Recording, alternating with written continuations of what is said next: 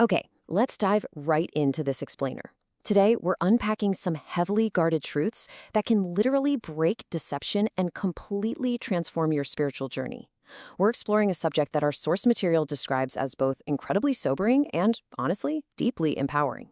We're looking at exactly what the forces of darkness work tirelessly to keep hidden from you. Now, I want to be super clear right out of the gate. This isn't about glorifying darkness or getting obsessed with demons. No way.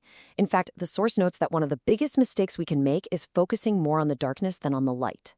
Instead, we're going to systematically walk through the text's core concepts to expose lies with the truth. Because, as you'll see throughout history, truth has always been the ultimate weapon to break deception. So, we really have to ask ourselves, why do certain people seem to actually grow stronger through life's trials, while others just feel completely overwhelmed by every single spiritual battle they face? It's a profound question, right? I mean, have you ever noticed the stark contrast? Two people can face the exact same difficult circumstance, yet one is anchored in this unshakable peace, while the other is just paralyzed by fear and anxiety. The source material points out that this difference isn't usually about one person having an easier life or fewer problems. The real difference, it lies in what they actually believe about the battle they're in. Now, what's really fascinating about this idea is that it shifts our focus completely away from an obsession with darkness. Instead, it points us toward the liberating truths the enemy desperately wants to keep hidden. If you assume the greatest spiritual threat you face is just raw demonic power, well, you might feel totally defenseless. But what if that's a lie? What if the enemy's true strategy actually relies on tricking you into believing he has way more power than he actually does? According to the text, understanding this completely changes the whole game.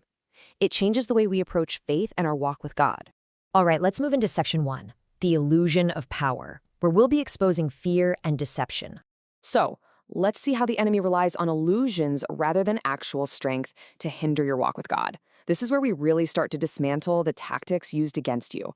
The source notes that the enemy operates totally behind smoke and mirrors, and the primary tool used to project this illusion of immense power is something we all face: fear. The absolute crucial point here is that fear is weaponized to cloud your judgment and basically imprison your mind, convincing you that the enemy is far stronger than he actually is. I mean, throughout history, fear has been used to control people, right? It weakens confidence, it distorts your perception. Think about it. Fear makes you abandon opportunities, like passing up a new job or a chance to lead, long before an actual battle even begins, just because you feel inadequate. The enemy never wants you to realize just how much of your struggle is sustained merely by fear rather than actual reality. And this brilliantly illustrates why deception is vastly more dangerous than open attacks. When you believe a lie, you unknowingly cooperate with the exact thing trying to stop you. Think about it like this. If someone directly attacks you, you recognize them as an enemy and you resist, right? But deception? Deception is incredibly subtle. It involves false beliefs, distorted thinking, and confusion about your actual purpose. The text makes a great point here. It argues that the enemy doesn't always need to stop you dead in your tracks. Sometimes he just needs to distract or discourage you.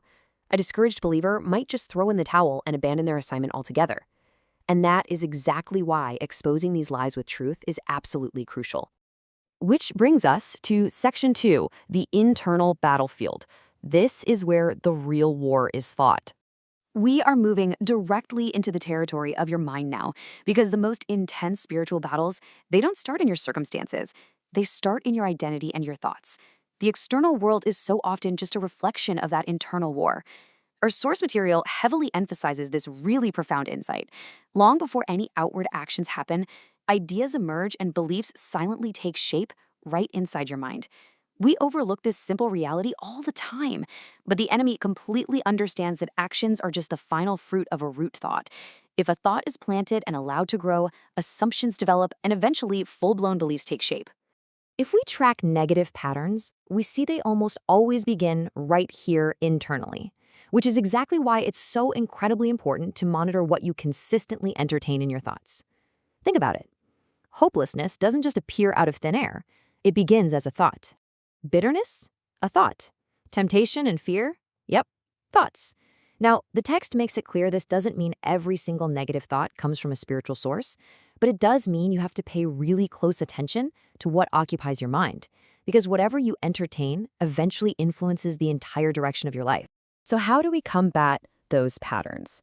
The text suggests a core solution when you view yourself through the lens of God's grace, redemption, and purpose. Rather than your own failures, you become incredibly difficult to intimidate.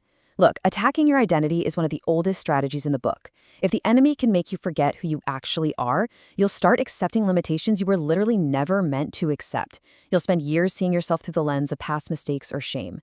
But the source material points us to a completely different identity, one rooted in redemption and purpose, which essentially acts as an impenetrable shield for your mind. Okay, moving on to section 3, the danger of drifting and the subtlety of the fall. So what actually happens when you try to fight that internal battle completely alone? Well, it becomes a gradual, slippery slope. The drift process detailed in the text shows us exactly how isolation amplifies fear and confusion. Being disconnected from a healthy community makes lies so much harder to challenge. And that opens the door for tiny, seemingly harmless compromises that eventually alter your entire destination. When you're isolated, you're just way more likely to believe toxic thoughts that a healthy community would quickly correct.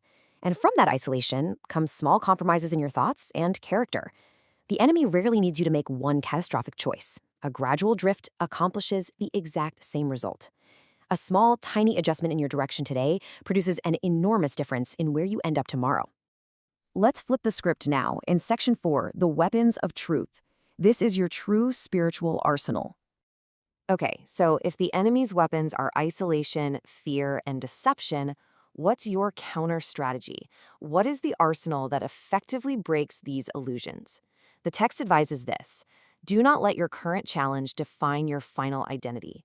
Because as we know, so many world changers experience long seasons of defeat before stepping into their true purpose.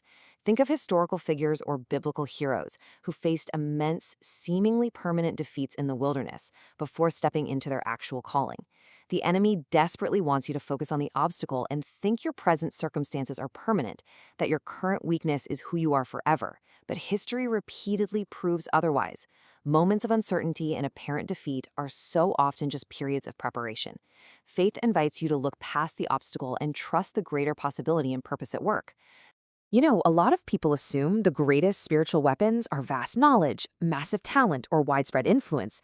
But the truth presented in our source is much simpler, yet honestly far more profound. Look at this. A believer walking in faith becomes incredibly difficult to discourage. One walking in obedience becomes hard to distract. A believer walking in truth becomes difficult to deceive. And a believer walking in love, they become almost impossible to corrupt. These unexpected, simple qualities completely neutralize the enemy's tactics. They might seem super basic, but their impact on your life and your resilience is absolutely immense. And that brings us to section 5, the ultimate secret, the greatest truth of all. This brings us to the real climax of the source's framework, the absolute most important truth that darkness works tirelessly to keep from you. If you take away just one single thing from everything we've looked at today in this explainer, let it be this: when you truly grasp the depth of God's immeasurable love for you, absolutely everything begins to change. It changes how you face challenges and how you recover from failures. The text highlights that the enemy works so incredibly hard to distort your view of God, because he knows that a distorted view of God inevitably produces a distorted view of yourself. But when you understand the immeasurable depth of this love, you become stronger, freer, and far more confident. Just notice the rhythm of this transformation. Truth brings clarity, truth brings freedom, truth brings confidence, and deception simply loses its power over your life. According to the text, a person who knows they are loved approaches life completely differently. They face challenges differently. They recover from their failures differently. Fear, shame, and condemnation, they just cannot maintain their grip on a heart that is anchored in this reality. Hopelessness simply begins to fade away when it meets genuine love. Ultimately, darkness just cannot overcome light. So let this final thought anchor you. The most powerful weapon against deception has always been, and always will be, the truth. The goal of this explainer, based on our source material, was never to fascinate you with the enemy's tactics, but to establish you firmly in the truth. Because what the enemy fears most isn't a believer who knows everything, it's a believer who knows the truth and actually lives by it. So, as we wrap up, I want to leave you with this. Which of these subtle deceptions have you been unknowingly cooperating with? And what is one truth you can use to break its grip today?